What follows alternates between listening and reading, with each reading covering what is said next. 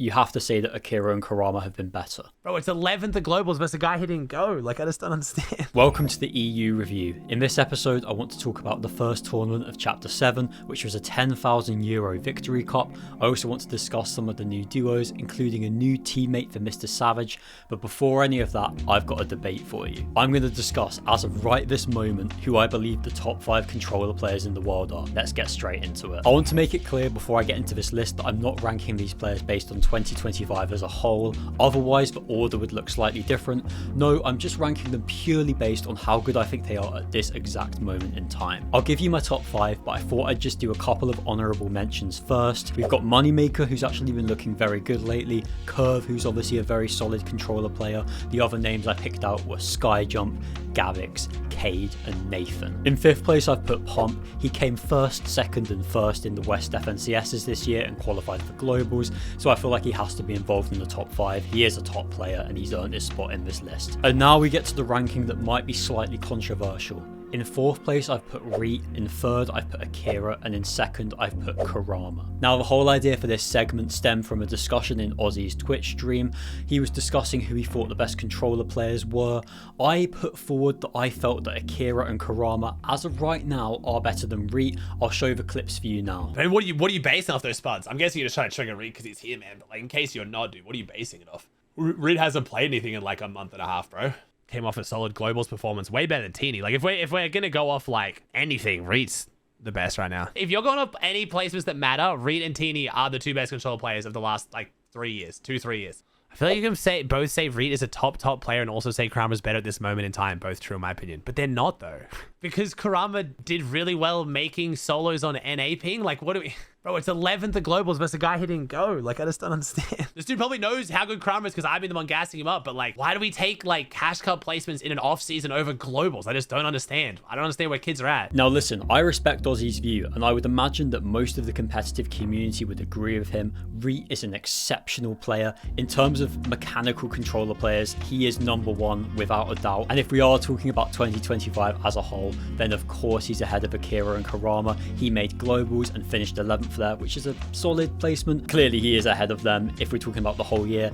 That's not the debate I'm having though. I'm talking about right now at this moment in time, and I believe that Akira and Kurama are slightly ahead of Reet. Since Globals has ended, Reet hasn't been playing too much. Meanwhile, Kurama and Akira have been grinding, performing really well, improving, earning in virtually every single victory cup, playing well in both solos and duos. You had Kurama win the solo series opens, also qualifying very high on NA Central as well. I appreciate that these results are in the off season. Reet did well during the FNCSs, whilst Akira, Kurama and Werex did struggle during a couple of them. However, I believe that over the last 2 months, you have to say that Akira and Kurama have been better. And let me make it clear, I want to see controller players doing well. In an ideal world, I would love to have double-digit numbers of controller players at Globals. It really feels like it's a tough time for controller. Obviously, I watched Fortnite during the golden age of controller, during like 2020, 2019, when aim assist was very strong. So it's kind of a shame to see that so many controller players can't place as high as they used to. And Reet deserves enormous credit for the fact that he placed well back then, but he also still places well now, even when aim assist isn't as strong. I do feel like Reet has one of those playstyles where he isn't that dependent on aim assist. He's very clean, he's very mechanically fluid, kind of the opposite to Kurama in a way. That's not me saying that I think Kurama isn't mechanical.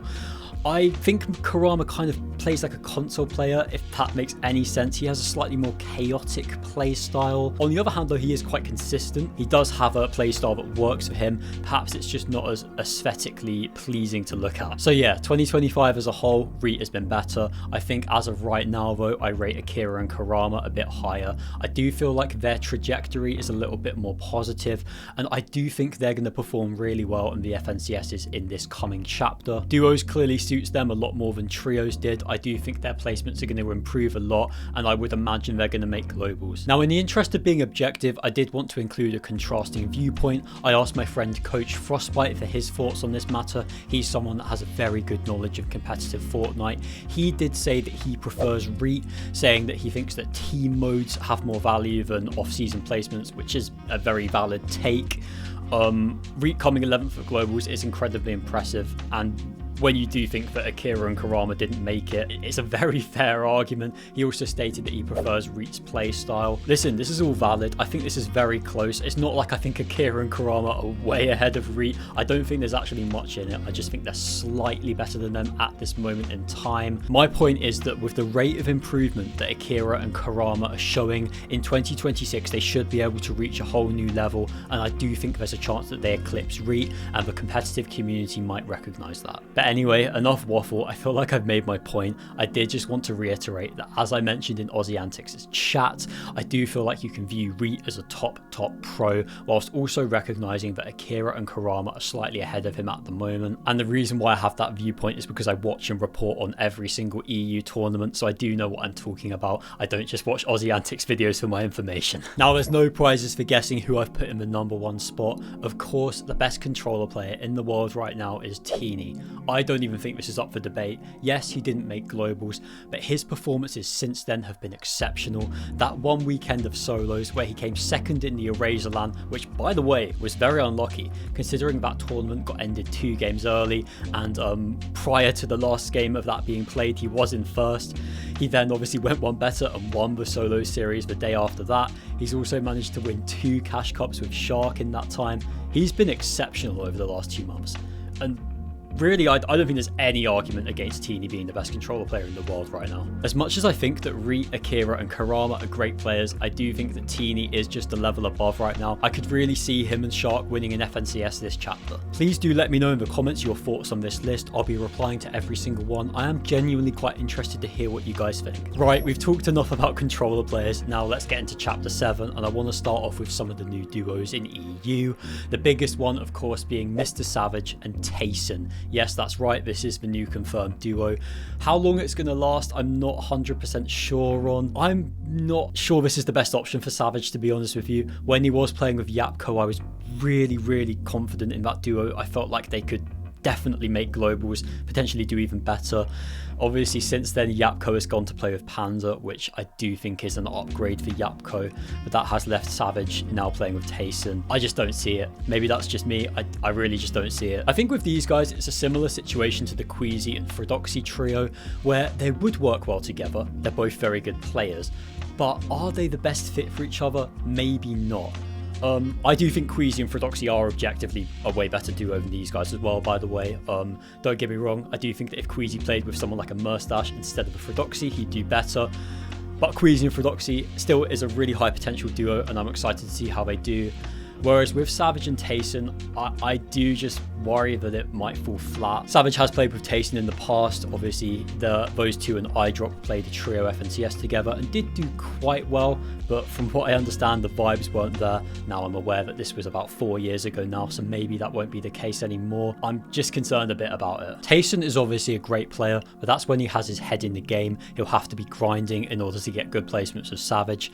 I do personally think that Tayson would have been better off playing with someone like a Haris or a Skavi, whilst MrSavage might have been better off picking a more fighting orientated player. But listen, who am I to say that these guys won't work? These are 2 incredibly experienced pros playing together. In duos, you need to have 2 players that know what they're doing, and these guys certainly do know that. So who's to say they won't do well? Now, we haven't actually seen Savage and Tayson play together yet. Perhaps tonight's evaluation cup will be the first time we see them. Of course, if that is the case, then I'll report on that in my video on Saturday. But for now, let's go over some of the other new duos. We've got Blaha and Combat confirmed. This is an interesting team. I do feel like we see a roulette of all the Polish players playing with each other, so it was only a matter of time before we saw this combination. They've got experience playing with each other in the past, so I'm sure they can do well. We also have Pix and Wox confirmed as a team. They have played with each other for a few weeks. I didn't personally think it was going to be a team that would stick, but no, it seems like they are going to be playing together. Hicks leading the duo, while Wox is in a more fighting orientated role. These guys do have potential. I do feel like this is a better fit playstyle wise for Wox than when he was playing with Pixie. The dynamics in this duo do make a lot more sense. Other confirmed teams include Sanguild and Trippin, Phyto and Ankido, Skyjump and Jew, and Roban and Tiddy. In other news, we do now have Queasy back in EU. He's been out in Dallas since Globals ended, but now he's back in Europe and ready to do well with Fredoxy. Veno is working on his US visa. Obviously, he's wanting to go over there and play with Cold. He has been playing with Savage in the meantime, but that won't be a permanent duo. He is still 100% set on playing with Cold. Now, I mentioned at the start of the video that we had the first tournament of Chapter 7, and that was the €10,000 PIS Victory Cup. And we had 9 different teams win games. On day 1, we had Thomas and Focus, Shark and Teeny, Seti and Rax, Giras and Franek, and Darm and Demus all win games. On day 2, Yanis and Cheatin actually managed 2 wins, fair play to them. We also had Bimbo and Darky, the Italian duo, win a game. Yapko and Panzer won a game. I actually watched these guys on stream. They looked very good, a very fluid team. Panzer does seem like he leads, but Yapko can take over at any point. This is something that we noticed while Savage was playing with Yapko, that they were incredibly fluid, and this is carried over into this new duo. And then we also had Pridage and Faded Pigeon win the final game. I've said before that Pridage is EU's best entertainer. It's always great to see him winning games. He always brings the passion on stream, so fair play to him. It was nice to see a range of teams do well in this tournament. It did teach us a little bit about the meta. We saw teams using the wingsuit in some interesting ways, generally using it in zones where there's a lot of cover, perhaps when there's elevation changes too. We've also seen the pistol being carried by a lot of teams. If you watch Reese Hub's meta video, then I'm sure you'll be aware of how strong the pistol is. A lot of teams been carrying that instead of ARs. As I said in my last video, this meta has a lot of potential. As soon as they remove the quick revives and the new knocked animations, then I think it could be really good. Because having watched some of those end games where the last 2 or 3 players are just sat there having big knocks, it's not entertaining at all. I imagine it would be quite confusing for a new fan. It's not what we want from Fortnite, so hopefully they just get rid of it. Even heal-offs are better than just watching Nox bodies crawl around on the floor. As I said earlier, I will be replying to every single comment on this video, so let me know what you think of Chapter 7, which duos do you think are going to do well in the next FNCS Major, and what did you think about my controller player ranking? I know it might have been a bit controversial, but I want to hear your thoughts. Thank you very much for watching the video. See you in the next one.